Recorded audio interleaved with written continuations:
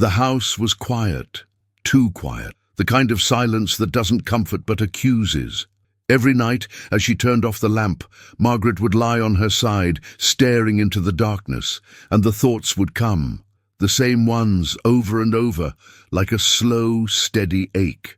I should have been kinder that day. I shouldn't have said what I said. I should have told him I was sorry. She knew her husband was gone. She had buried him with trembling hands and a heart heavy with love. But grief was not her only companion now. Guilt had moved in too, and it refused to leave. During the day, she managed to keep busy, folding clothes, making tea, watering the plants he once tended. But when night came, the house became a courtroom, and her heart stood trial. No one else accused her. No one else remembered her harsh words or her moments of pride. But she did. And when she whispered her prayers, they felt small and unworthy. "Lord," she would say into the stillness, "I know you forgive sin, but what about regret?" Even after years, Margaret never learned to sleep in the middle. Her side was the same, the left near the lamp. His side remained perfectly made, the pillow undisturbed, the blanket smooth. Sometimes she would turn and look at it in the dark, her hand reaching across the empty space as if it might still find him there. It was habit, she supposed, the muscle memory of love. She knew he was gone, but her heart hadn't accepted it. Not fully. There were mornings when she woke early, half expecting to hear his cough, the shuffle of slippers down the hall, the clink of the kettle. But there was nothing, only silence, patient and absolute. And every time she saw that untouched pillow, the same thought whispered through her mind. If only I had said I was sorry that last morning. Regret became her nightly ritual, a conversation with a man who could no longer answer, and with a God she wasn't sure was listening. People always talk about the things they did wrong. Margaret's pain came from the things she didn't do. She never told him how much she admired his patience, how quietly he loved, how deeply he cared. She never thanked him for all the ways he carried her burdens without complaint. And then there were the sharp words, small, careless things said in tired moments. Things like, "You never listen," or "You don't understand." She had meant none of them, but she could still hear them, echoing in her memory like doors closing. She had planned to apologize, she really had, but time, that silent thief, took him before she could, and now she couldn't change a word. Every prayer she tried to speak caught in her throat. How could she ask God to forgive what she couldn't even tell her husband? Her heart felt trapped between love and guilt, faith and shame, and each night she whispered into the dark, "Lord, if you can hear me, tell him I'm sorry." Margaret still went to church on Sundays. She smiled, nodded, sang the hymns softly, but inside she felt like an outsider to grace. The preacher often spoke of forgiveness, that Jesus forgives all who ask. She wanted to believe that, she really did. But how could forgiveness reach backward in time?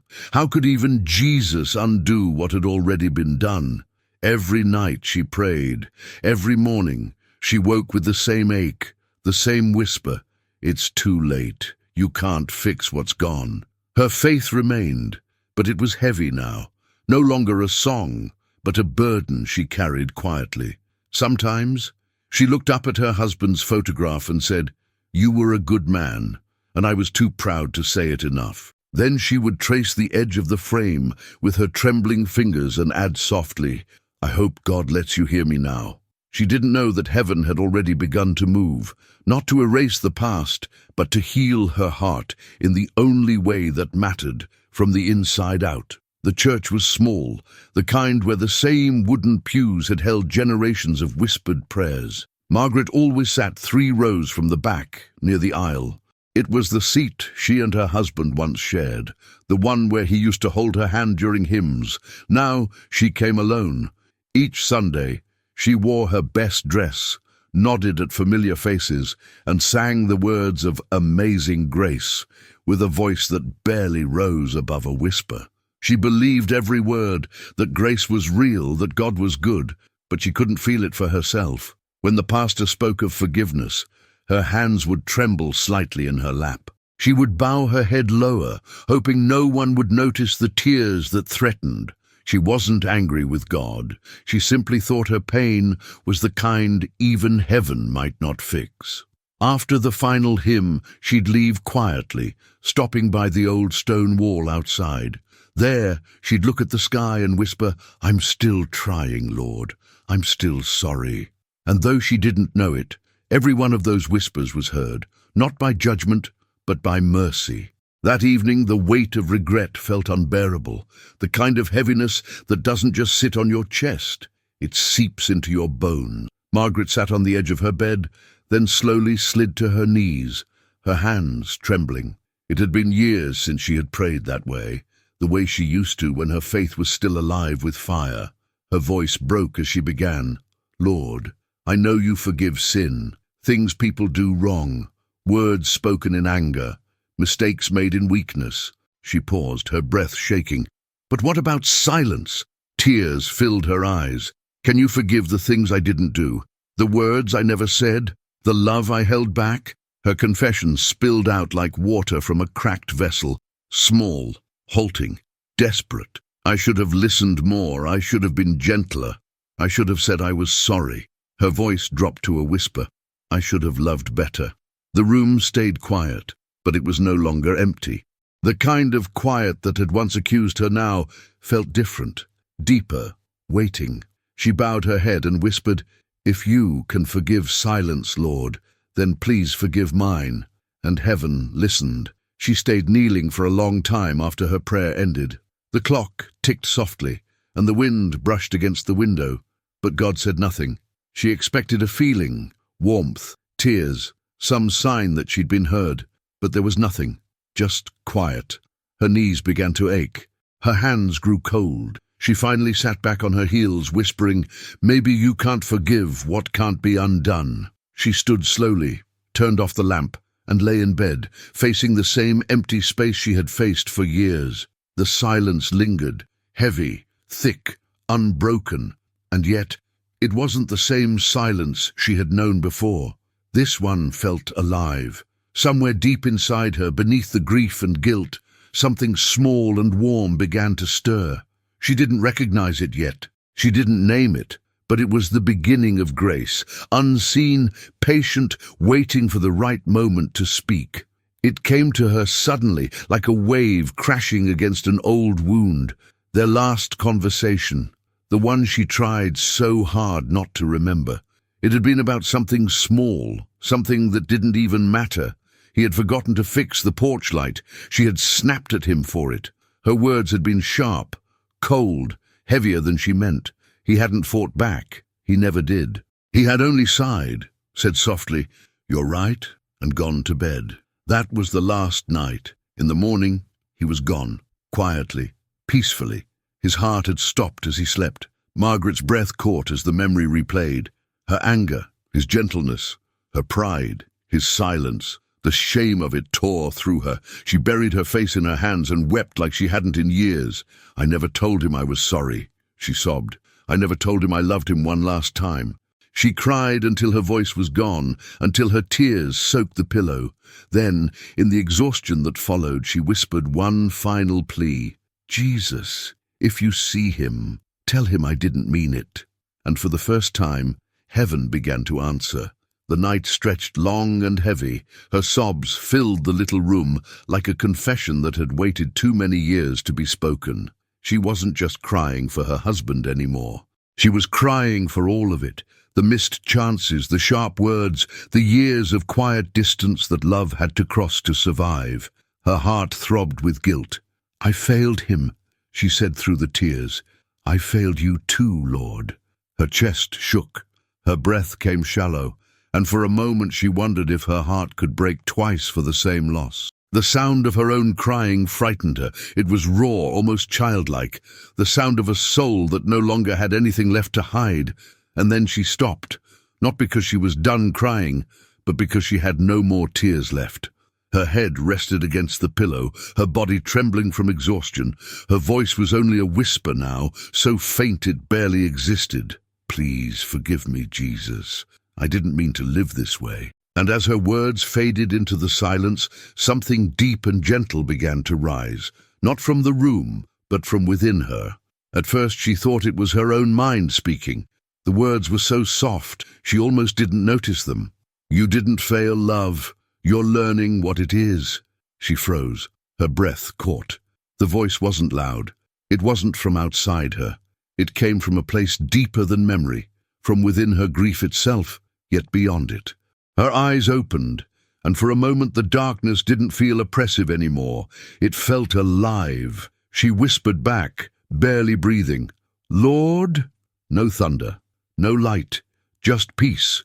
Quiet, thick, unexplainable peace, wrapping around her like the arms of someone who had always been there, waiting for this very moment. "You didn't fail him," the voice continued, "not in words but in presence.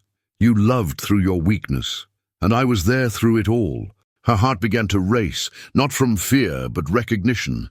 This was not imagination, this was Jesus. And in that stillness, tears filled her eyes again, but this time they didn't burn. They healed.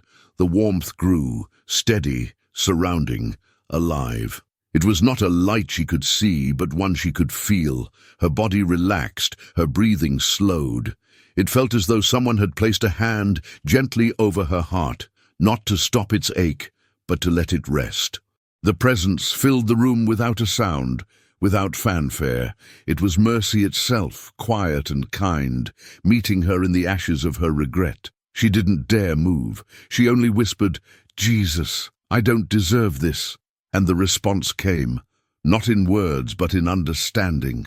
No one does, that's why it's grace. Her tears returned, but now they were soft, grateful, holy. The weight that had pressed on her chest for years began to lift, slowly, tenderly, as if heaven itself were untying the knots one by one. She whispered again, "You forgive even this?"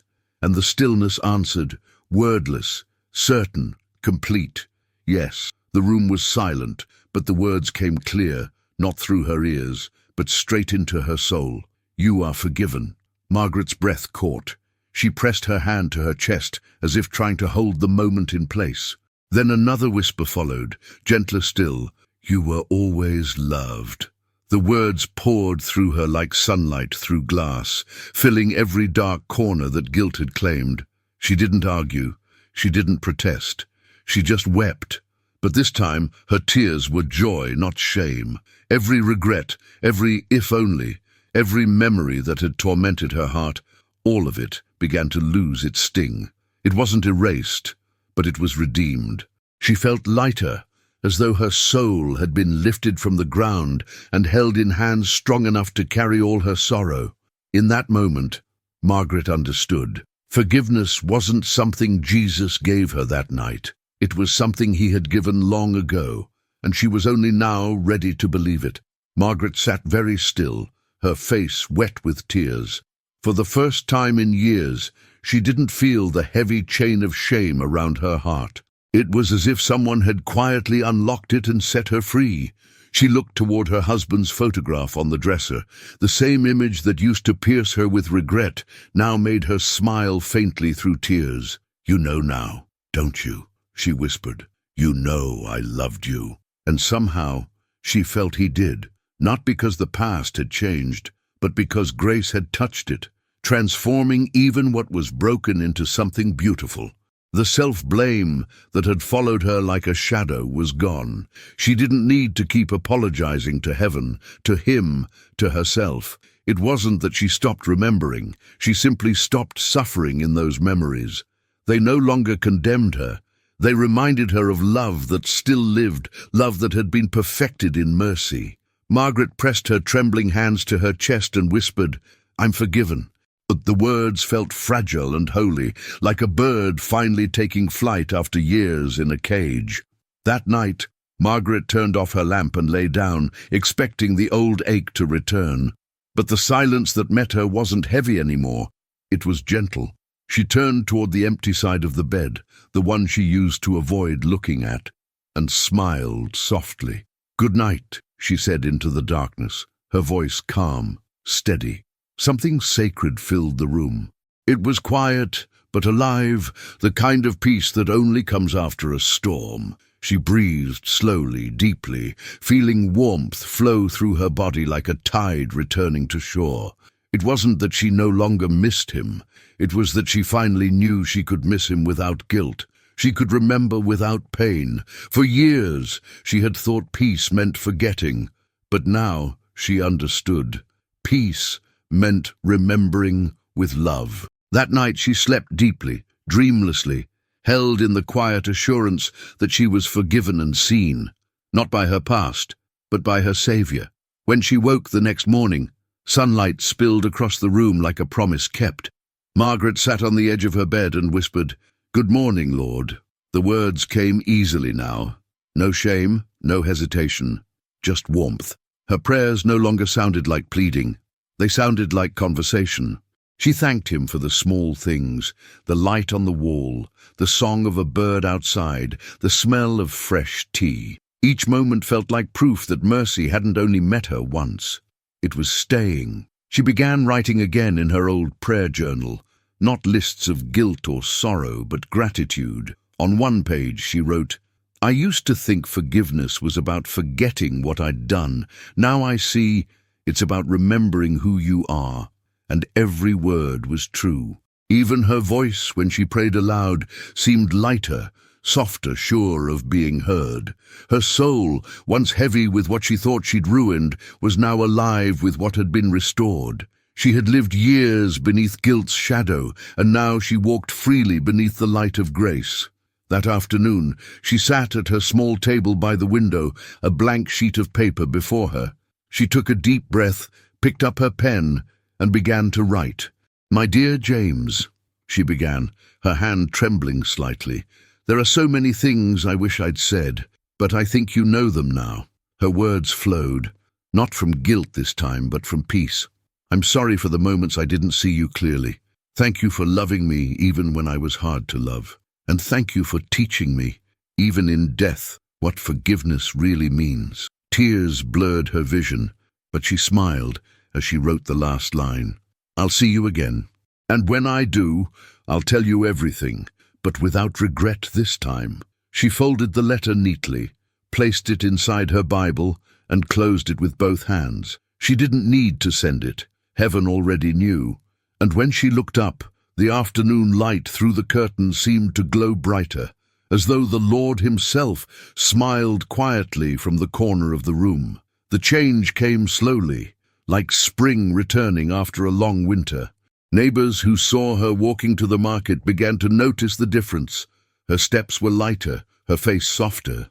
"Mrs. Clark," one of them said kindly, "you seem peaceful." She smiled, the kind of smile that comes from somewhere deep. "I am," she replied simply. "God has been kind." They didn't know the long road she had walked to reach those words, the tears, the nights of silence, the weight of her regret. But they could see what mercy had done. Her laughter returned in small doses, quiet at first, then fuller, freer. Even her home felt different. The same rooms that once carried sorrow now felt warm, as if love had come back to dwell there. She still spoke of her husband, but no longer with tears of pain. Her words were gentle, grateful. "He was good to me," she'd say, "and Jesus has been even better." Those who visited often left her house feeling lighter themselves, though they couldn't explain why. What they didn't realize was that forgiveness, real forgiveness, doesn't just heal guilt, it radiates peace. Word spread that Mrs. Clark had become different. Some thought she had simply grown stronger with time. Others sensed something deeper, something holy. People began to visit her. Widows, mothers, even strangers from her church. They all carried the same burdens she once knew: regret, guilt, the ache of words unsaid. She listened to them without judgment, her eyes kind, her hands steady, and when they wept, she would gently take their hands and say, "I used to think forgiveness was about trying harder, but it's really about letting go, because Jesus already did the hard part." Sometimes she'd add with a soft smile, "He forgives what you can't fix." Her words didn't come from wisdom. They came from experience, from the sacred place where her own brokenness had met his mercy. They left her house not with answers, but with peace, and when they did, she would close the door, look up toward heaven, and whisper, "Use even my failures for your good, Lord. That's grace enough." The years passed gently. Margaret grew slower, quieter, but the light within her only grew stronger. She spent her evenings with her Bible open and her tea cooling beside her, her favorite verses marked by soft fingerprints and small tear-shaped stains. On her last night, she felt unusually tired. The world seemed to soften around her, as though time itself was exhaling. She looked at her husband's photograph and smiled. "It's been a long journey," she whispered, "but Jesus kept his promise." She lay down slowly, her body weary, but her spirit awake. Her final prayer was not for herself, but for gratitude. "Thank you, Lord," she murmured, her voice fading into a sigh, "for forgiving what I could never undo." The lamp flickered once. The room grew still, and in that stillness, heaven drew near once more, not as memory this time, but as presence. The same voice that had once whispered forgiveness now whispered welcome, and her soul followed the sound home. The light that filled her eyes was not of this world. It was gentle, endless, alive. She stood, her body whole again, her heart unburdened, and there he was, Jesus, standing before her, smiling the way love does when it finally sees you face to face. She fell to her knees without words, but he lifted her gently, saying, "You carried guilt for what I already forgave, but I loved you through it all." Her tears shimmered, but they were no longer sorrow. They were joy, too full for words. She looked around and saw no emptiness, no regret, no shadow of the past, only light. Every wound, every moment she had wished to undo had become part of the beauty around her. And as Jesus held her hand, she whispered the only words that truly mattered. "I'm home," he smiled. "You've been forgiven all along."